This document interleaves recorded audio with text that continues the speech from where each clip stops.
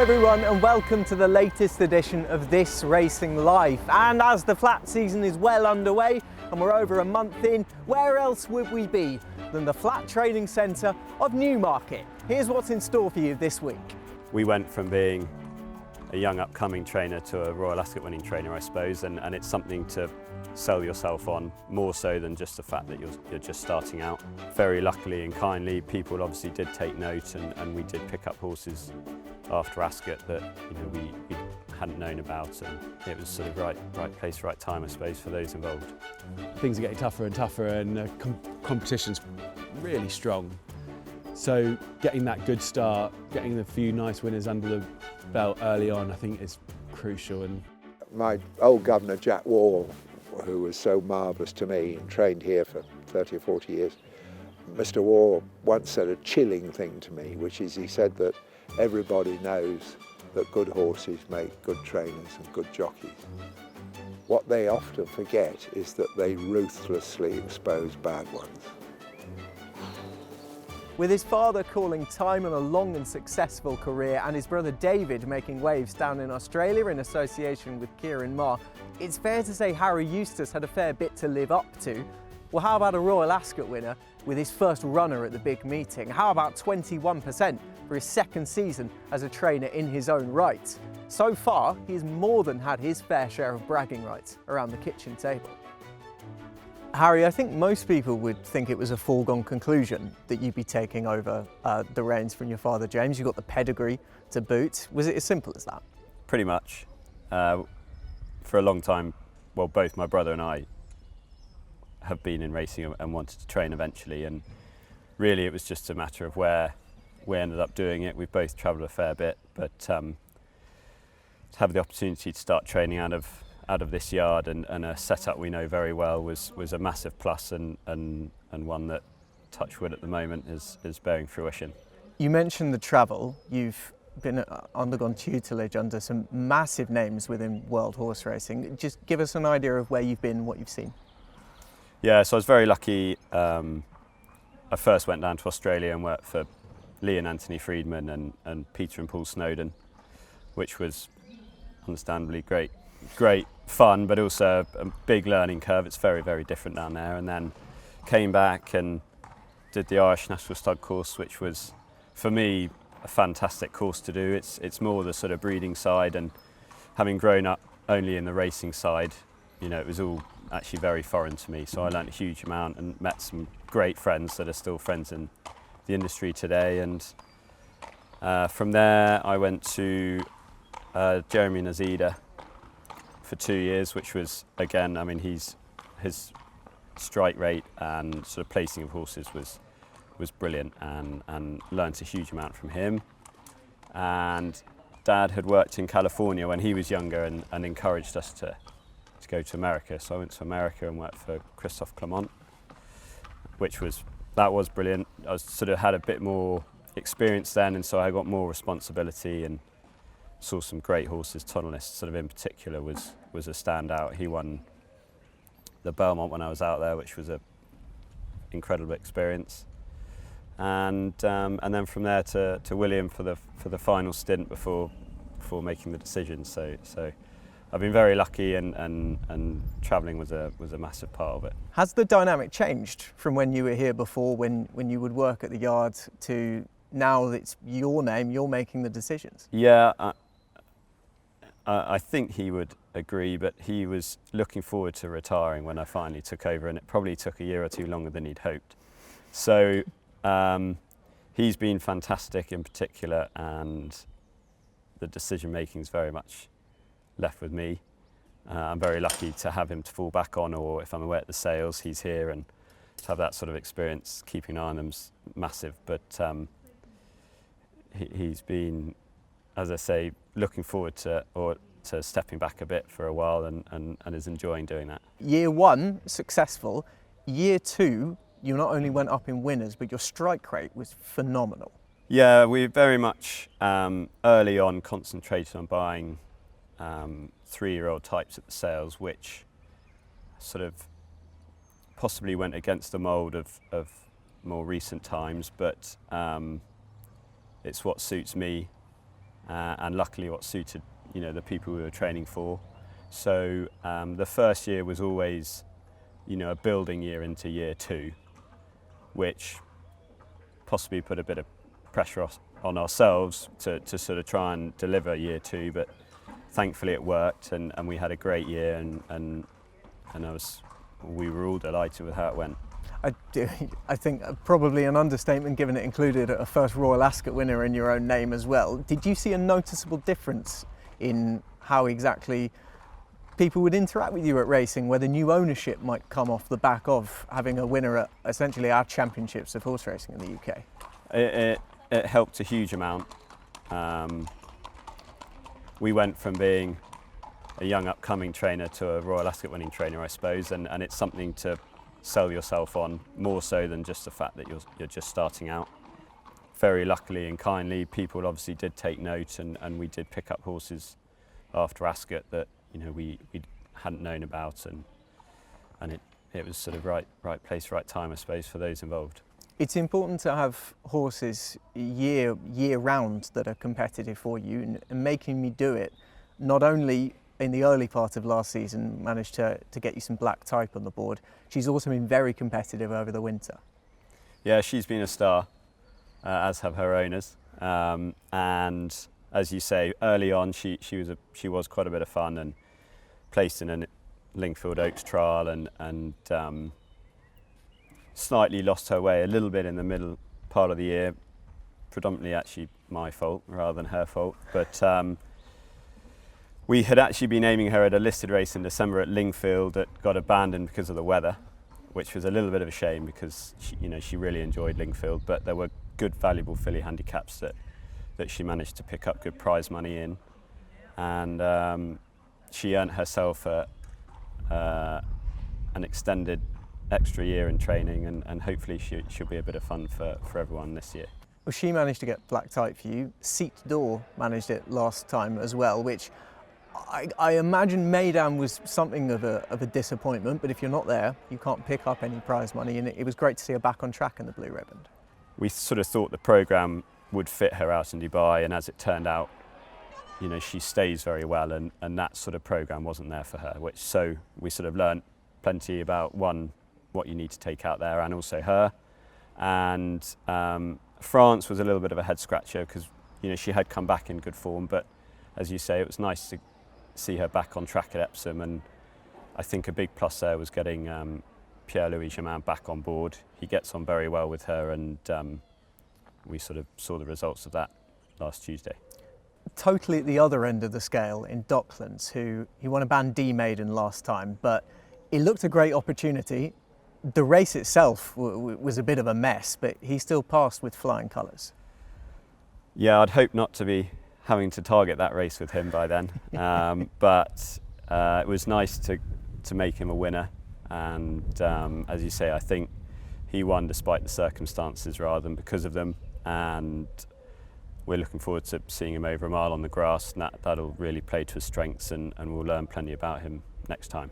What about Couplet? We only saw her the once, but she made a fairly striking impression on her only start. How's she gone through the winter? She'd wintered very well. She hasn't done so well through in the spring, sadly. So I've actually sent her back to the field.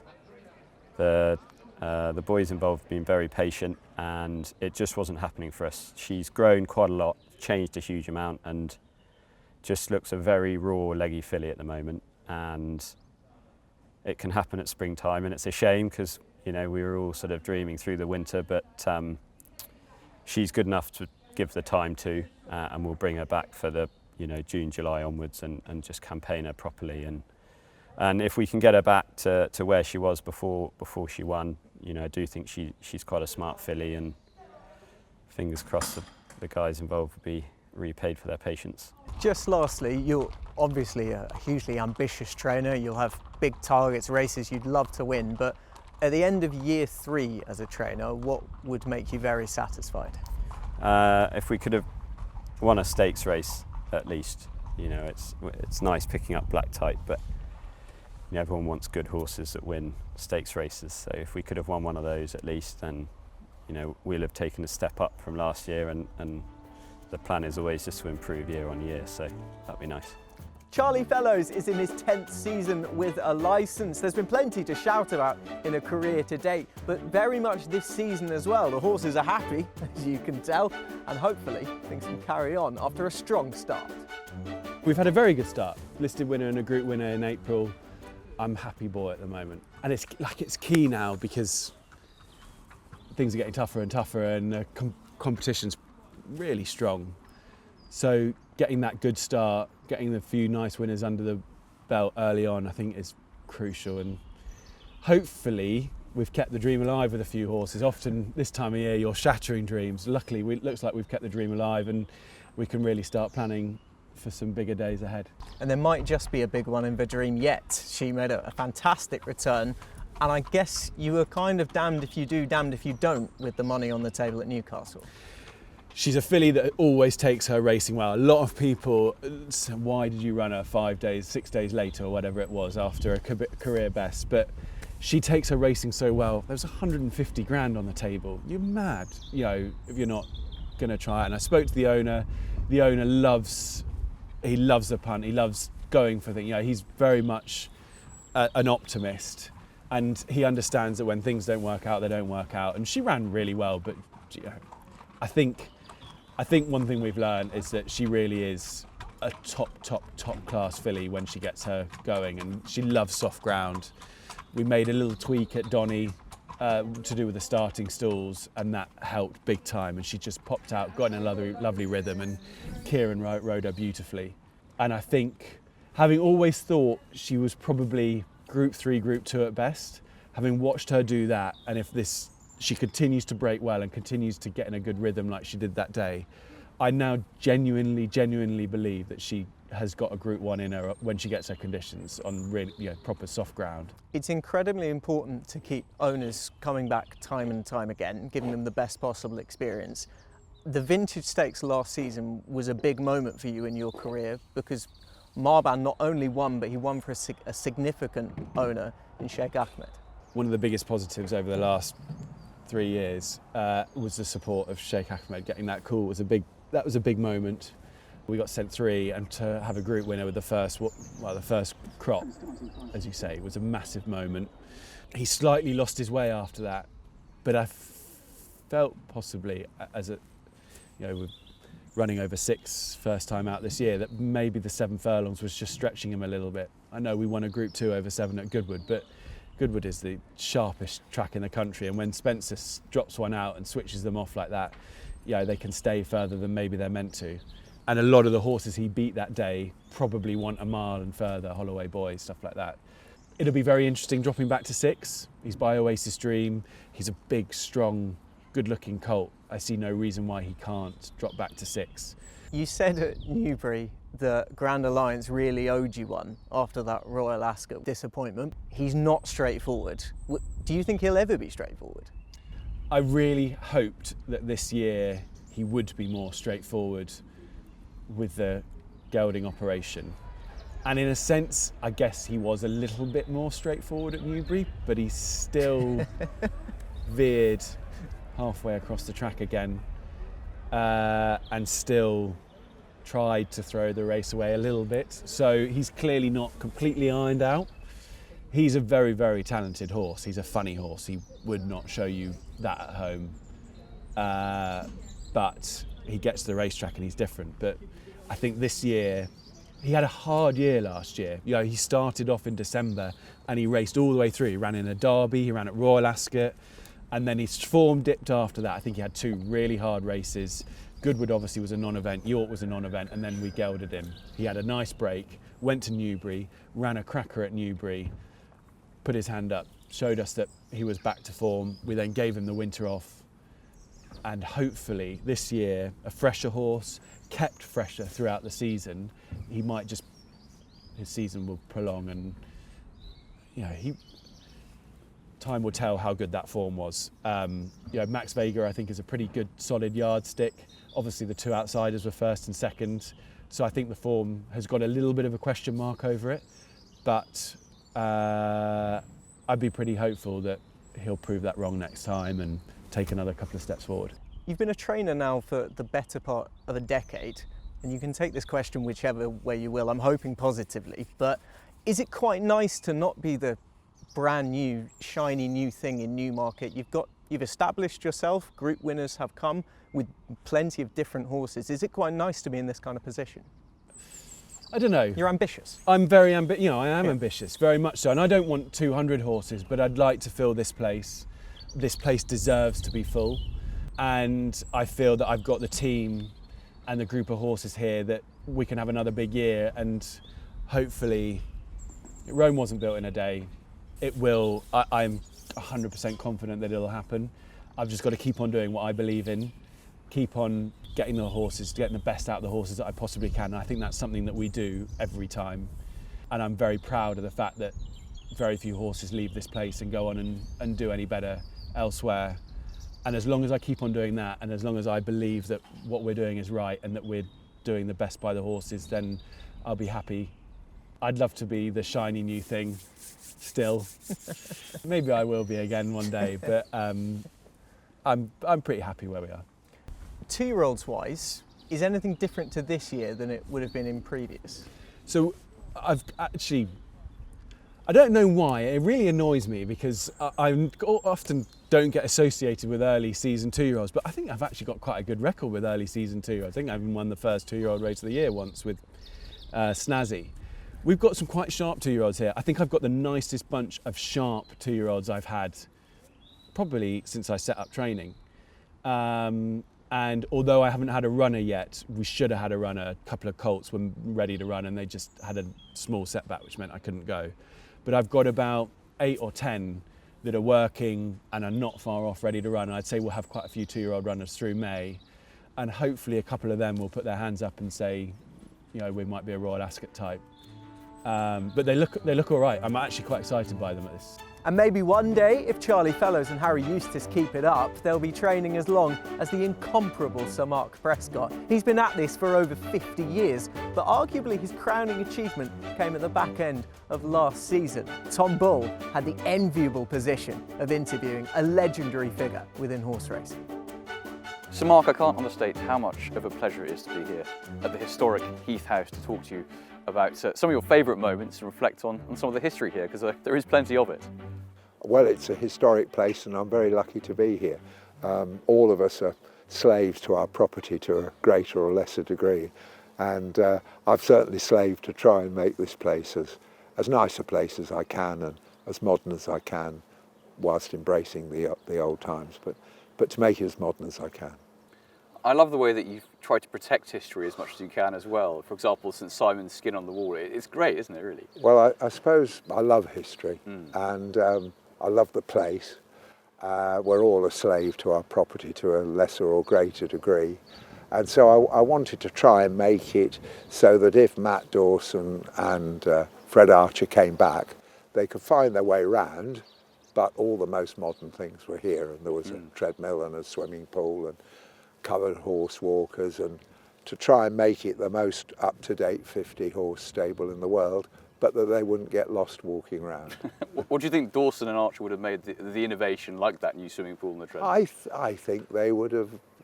You don't get to the top without being very progressive, and I think they would have enjoyed it and found it of interest.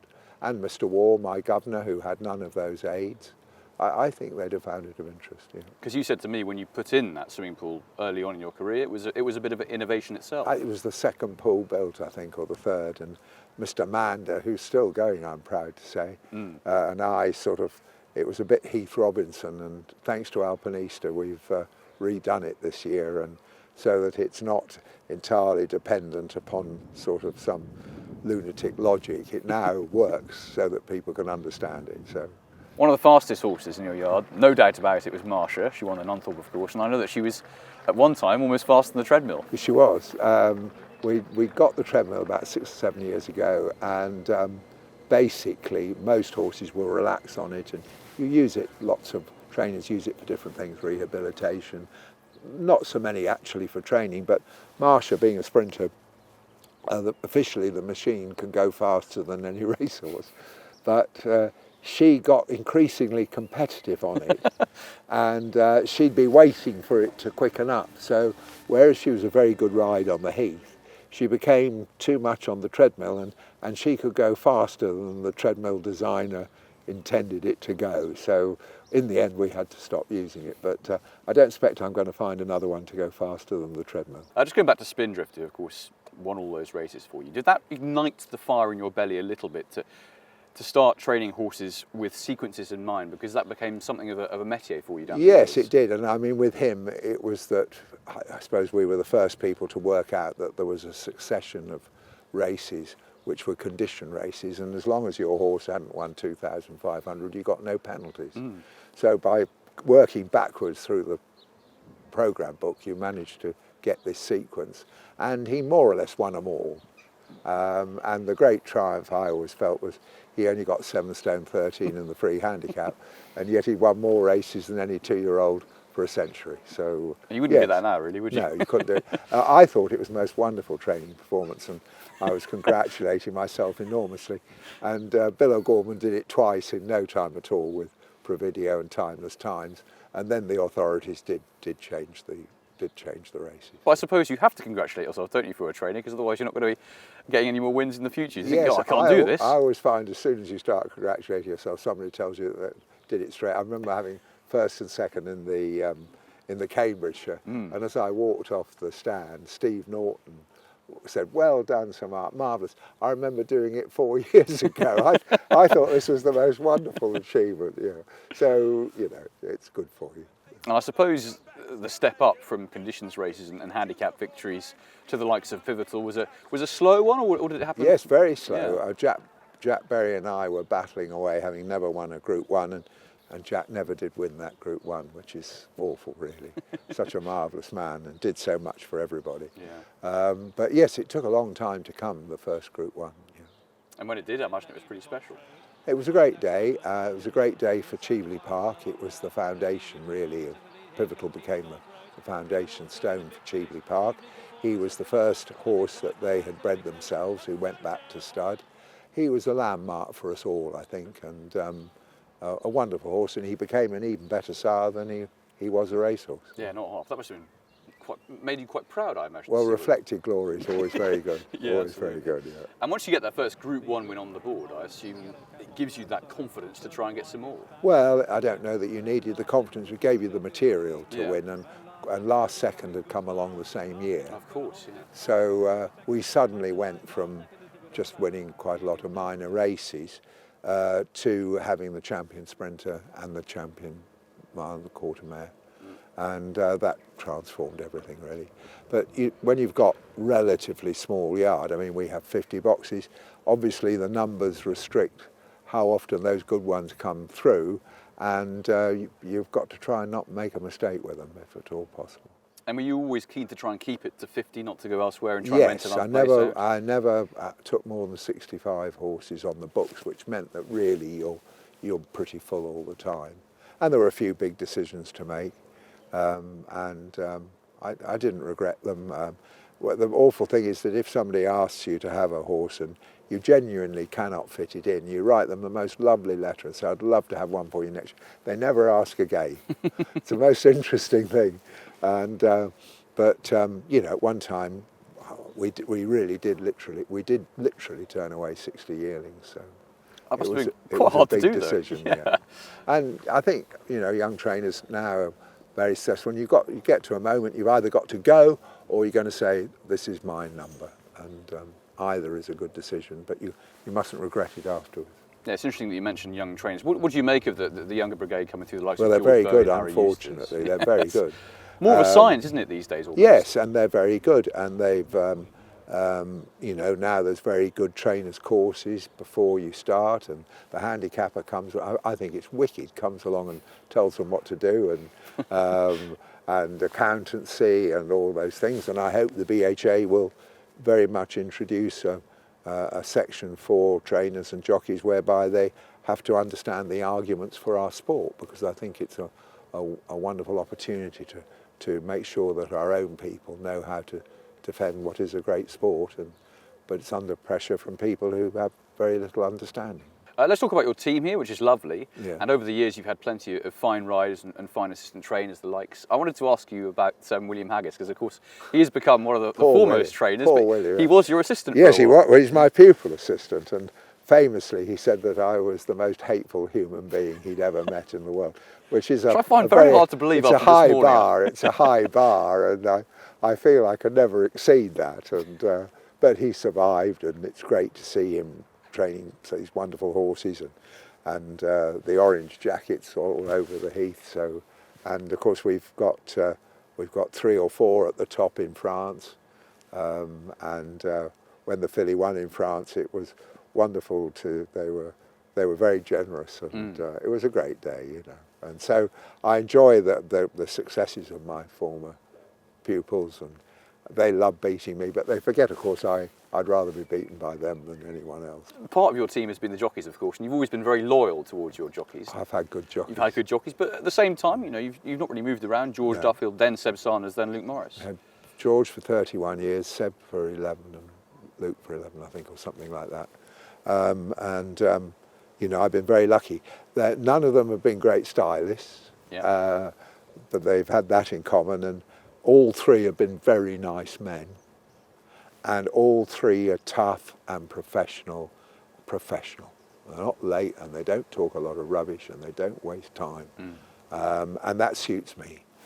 Other people look for other qualities, you know, but I love professionalism. You know, I admire professionalism. Yeah. And there must have been some thrill to see Luke Morris get that win in the Arc de Triomphe last year. It was a great day, and for everybody, Miss Rousing, who's been such a supporter of the game and innovative too, you know, and Luke, who's battled his way around Wolverhampton and everywhere, and when he finally got a really good one, he won 8 consecutive group races on 6 Group 1s without the semblance of a mistake.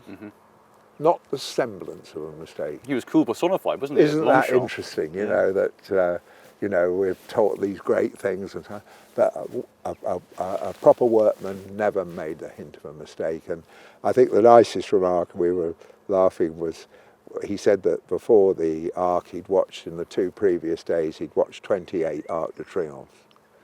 And he watched the whole thing through, and when he turned out of the full straight, he said it occurred to him with 2.5 furlongs to run that none of them winners had been going as well as he was going at that moment.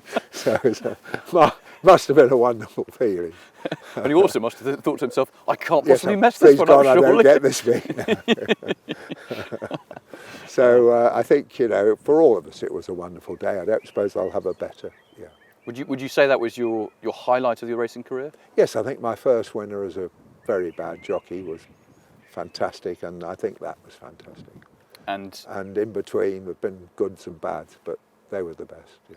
And one of my favourite things about Alpinista was the way that she was brought along by yourself pretty gradually, and just had that improvement that was she got better slow, and better. but yeah, really she got came. better and better. And of course, from my point of view, the wonderful thing was that as she always exceeded what everybody was hoping, there was none of those awful disappointments and those head-scratching journeys home, and she just gradually got better. So you weren't exposed to any of the pressures at all, really. She saved me. Yeah. You know, it was responsibility rather than pressure training her.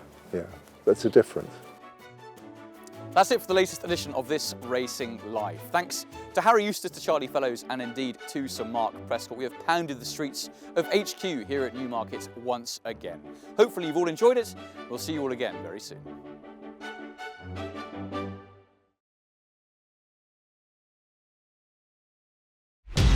Watch live racing now on racingtv.com.